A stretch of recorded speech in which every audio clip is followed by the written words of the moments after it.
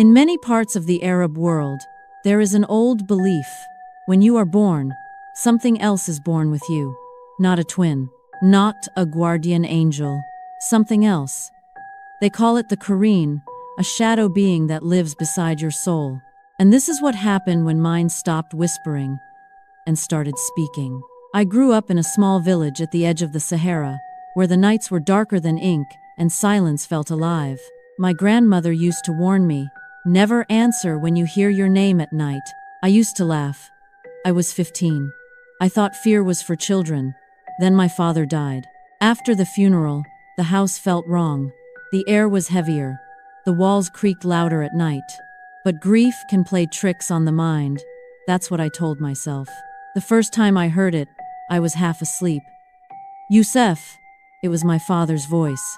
Soft, weak, calling from the courtyard. My mother was asleep in the next room. The courtyard door was locked. And my father had been buried that morning.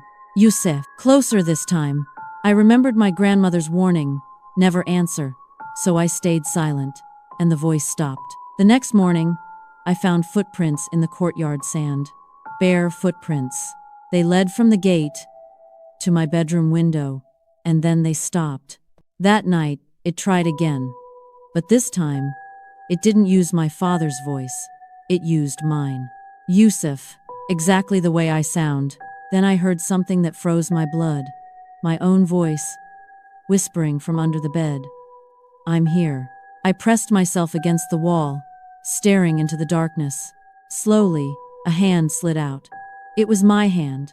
The same scar on the knuckle from when I fell off my bicycle as a child. The fingers twitched. I was born with you, it said. My turn. The elders say the Qareen lives in the shadow of your soul. It whispers doubts. It feeds on anger. It grows stronger when you feel alone. And I had never felt more alone than after my father died. Over the next few days, strange things began to happen. I woke up exhausted, with dirt under my fingernails. Neighbors started avoiding me. One of them swore she saw me standing on her roof at midnight, smiling. But I was in bed. At least, I thought I was. Then came the mirror. I was washing my face when I noticed my reflection wasn't copying me exactly. I lifted my right hand. It lifted its left. A second too late, and it was smiling. I wasn't. Stop, I whispered. My reflection leaned closer to the glass. You never answered, it said. Its lips did not move. But I heard you. The lights went out. And in the darkness, I felt someone standing behind me, breathing in perfect rhythm with my lungs. At dawn, I ran to my grandmother. She listened quietly. It has grown, she said. You fed it your grief. She told me the Qareen is not just a spirit. It is the part of you that waits, watches, learns, and when you are weakest, it tries to take your place. What do? I asked. You must refuse it. How? You must not fear it. That night I stayed awake. At exactly 3:17 a.m., the room grew cold, the mirror fogged, and there I was, standing behind myself. The reflection stepped out of the glass, perfectly me, but its eyes were empty. You can rest, it said gently. I'll live for you. And suddenly, I understood. It didn't want to kill me. It wanted to replace me.